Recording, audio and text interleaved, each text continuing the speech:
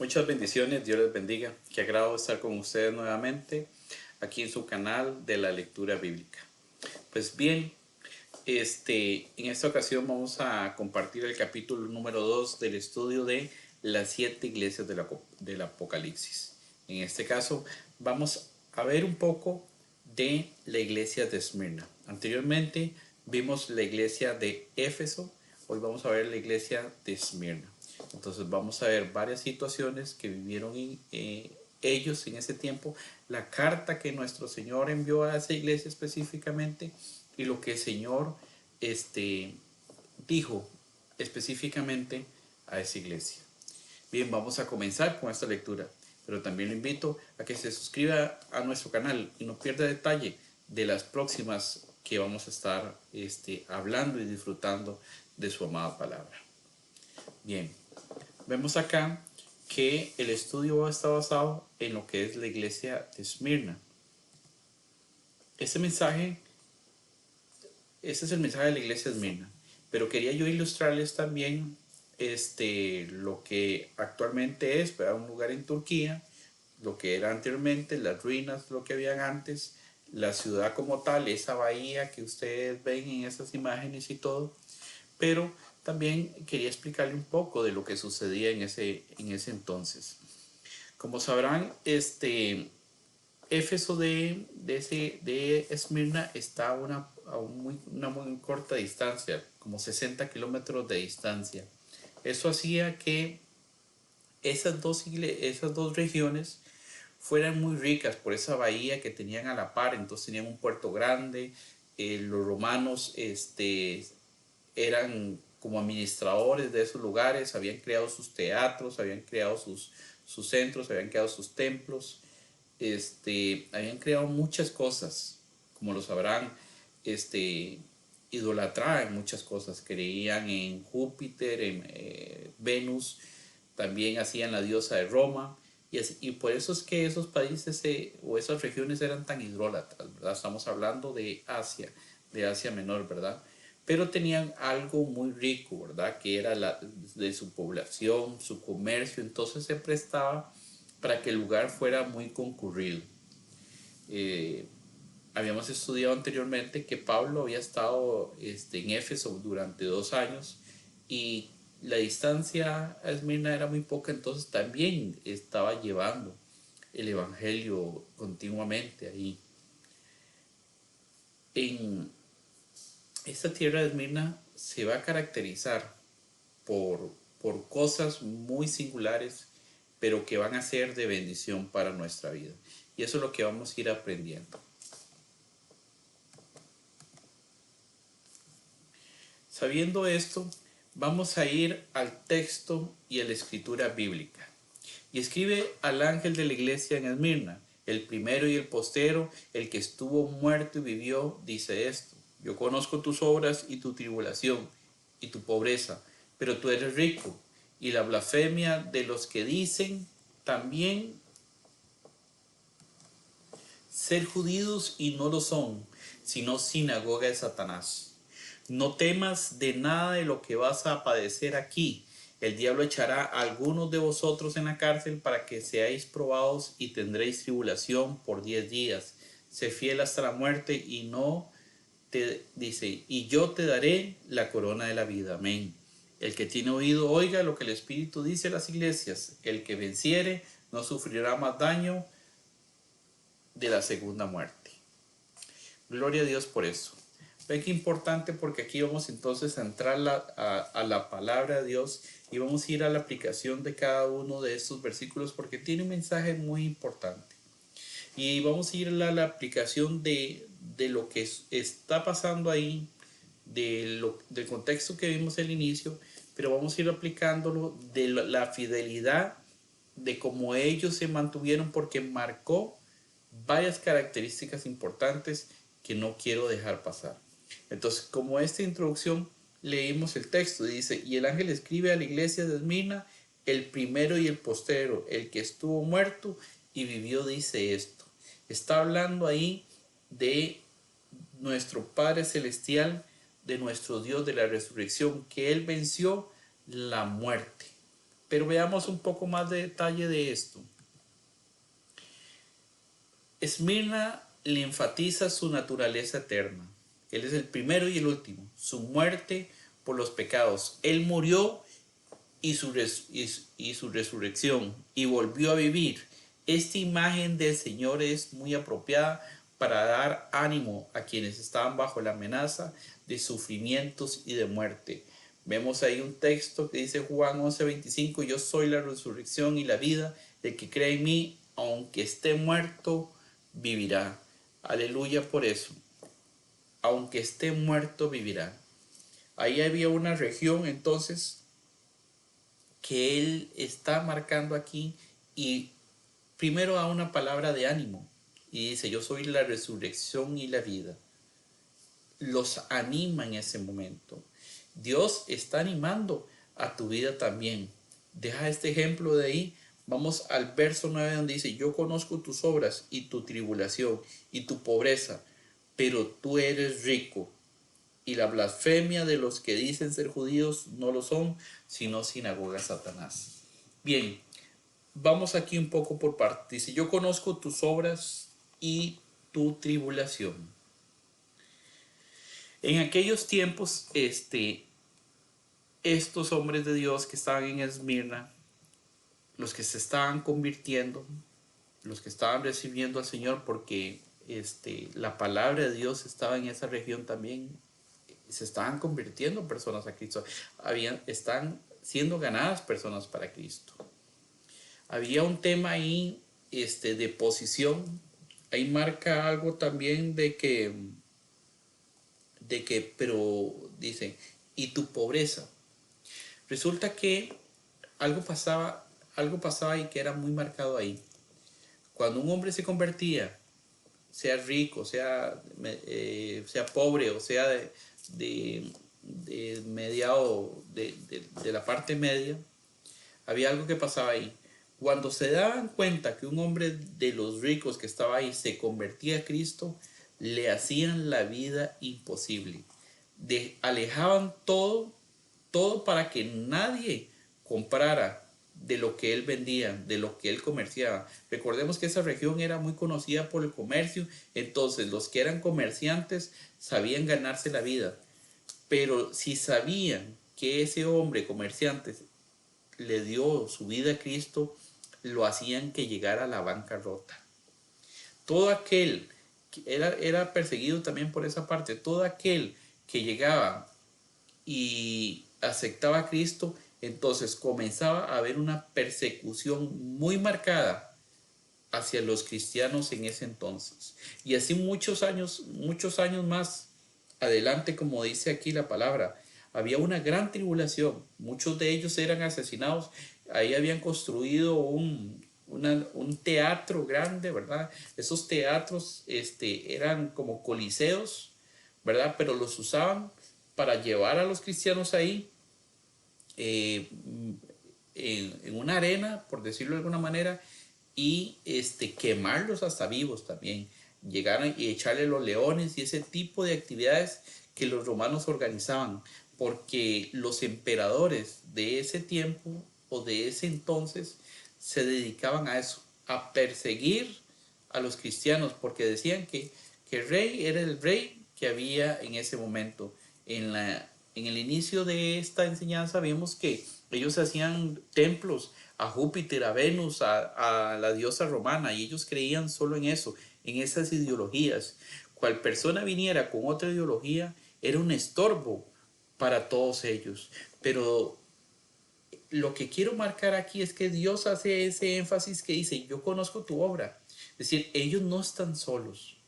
Ellos para el mundo puede ser que ahí los tenían como desterrados, como lo peor de todo. Pero Dios levanta la mano y dice, yo conozco tus obras, dice, y tu tribulación y tu pobreza.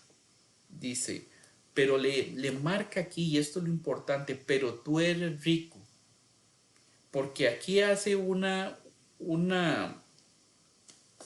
sección aparte donde dice que las riquezas no están sujetas con la providencia material que tengamos en la vida.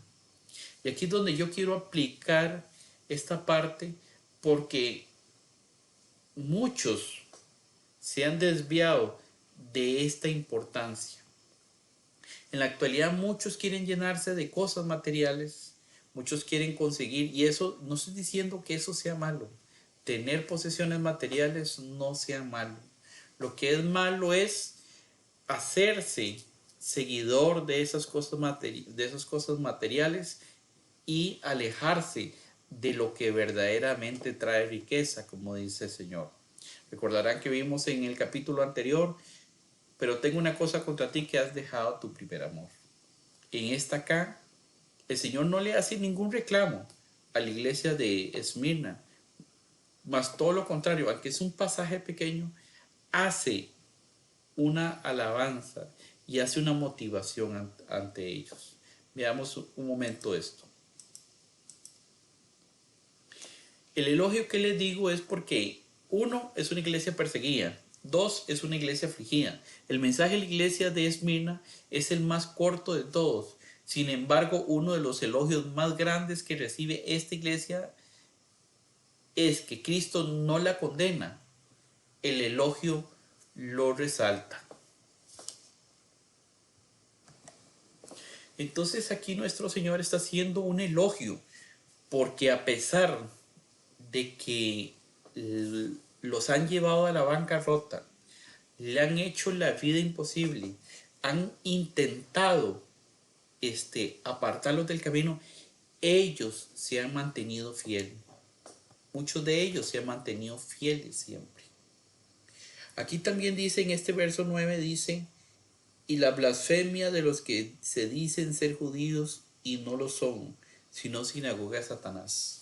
Cuando se refiere a esto de sinagoga de Satanás, es que había muchos que hacían llamar apóstoles, predicadores, y llevaban una palabra falsa porque no iba concorde a las escrituras.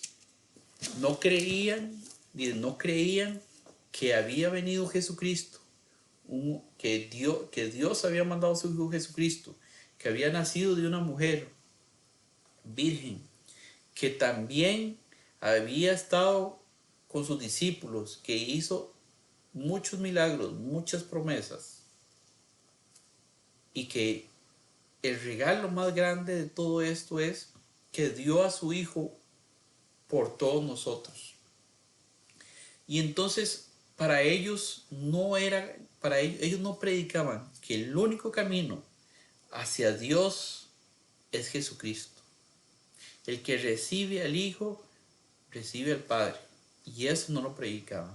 Entonces también, tras de eso, había ese tema ahí, teólico, ese tema de palabras, de teología, entre ellos.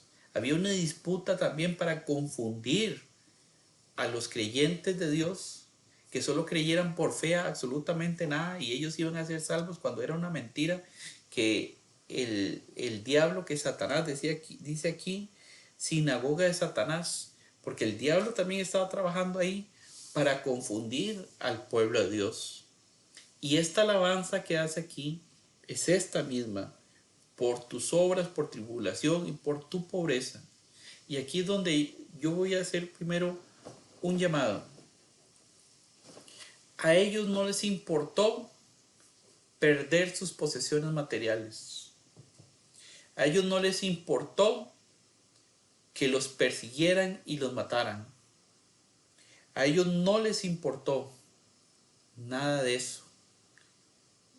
Dicen que para ellos era importante estar bien delante de Dios. Y esa es una actitud correcta que nosotros debemos de tomar en la actualidad.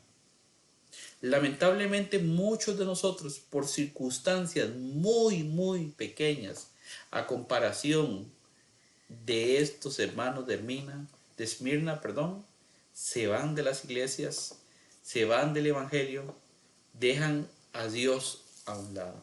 Por circunstancias más pequeñas que estas, le puedo mencionar: porque no le pareció una palabra que dijeron, no se llevó bien con el ujier o el pastor, con un líder de la iglesia, han dejado todo botado. A ellos les quitaron todo, los encadenaron. Muchos de ellos eran esclavos anteriormente. Muchos de ellos habían pasado por prisiones y aún así no desmayaron a la fe en Cristo. En ningún momento desmayaron a esa fe. Y este es un consejo demasiado importante. Y es que él te dice, no desmayes. Las circunstancias actuales de la vida son difíciles. Se han prestado muchas cosas. No sé si en tu casa, en tu familia, en tu trabajo, no sé cuál es la circunstancia. Pero veamos este ejemplo de una iglesia fiel en la que Dios envió su carta para motivación. Veamos esta otra parte, el verso 10 que dice, no temas en nada lo que vas a padecer. He aquí, el diablo echará a algunos de vosotros en la cárcel para que seáis probados y tendrás tribulación por 10 días. Sé fiel hasta la muerte y yo te daré la corona de vida. Entonces veamos esto, el consejo de Cristo. No tengas miedo, dice primero, de lo que estás por sufrir. En esta frase el Señor exhorta a los creyentes a dejar de temer, a pesar de los inminentes sufrimientos que les sobrevendrían. El Señor nunca esconde de los suyos el costo del servicio y el testimonio del cristiano. Dios en ningún momento ha dicho que el camino de Dios es fácil. Es más, aquí hay un verso que vamos a compartir. Mateo 5:10. Vamos a la palabra de Mateo 5:10. Mateo 5:10 dice, ve qué bonito esto. Bienaventurados los que padecen persecución por causa de justicia, porque de ellos es el reino de los cielos. Bienaventurados sois cuando por mi causa os vituperan y os persigan y digan toda clase de mal contra vosotros, mintiendo. Gozaos y alegraos, porque vuestro galardón es grande en los cielos, porque así persiguieron a los profetas que fueron antes de vosotros. En todo tiempo la iglesia ha sido perseguida. En todo tiempo ha habido tribulación. En todo tiempo ha habido circunstancia. Pero también en toda esa circunstancia tenemos muchas enseñanzas para decir que los verdaderos hijos de Dios han salido adelante. Con esta palabra, Dios te está diciendo que eres bienaventurado. Si estás pasando circunstancias o no estás pasando circunstancias. Aquí decía, para que seáis probados y tendréis, dice, y tendréis tribulación por 10 días y sean fieles hasta la muerte. En aquella época, hasta la actualidad, habían pasado 10 emperadores terribles. Uno fue Nerón, que fue el que mandó a decapitar al apóstol Pablo. El siguiente mandó al exilio a Juan, que gracias por mandarlo al exilio, porque ahí fue donde recibió revelación de Dios. Cuando Juan pensó que ya su vida había terminado, no, más bien empezó, porque Dios trajo este grandioso libro, el Apocalipsis. Y así seguidamente hubieron otros 8 más, y el último fue el peor de todos, porque ese quiso exterminar de la faz de la tierra a todo el cristianismo. Pero ¿qué es lo que quedó de ellos? Las ruinas, como vimos en la imagen anterior. Entonces, ¿qué le quiero decir con esto? Que Dios siempre te va a dar la victoria, indiferentemente de cualquier situación, de cualquier tribulación, de todo lo que usted esté pasando. Veamos esta otra parte. Sé fiel hasta la muerte. Sé fiel hasta la muerte y yo te daré la corona de vida. Continúa siendo fiel, incluso de la muerte violenta.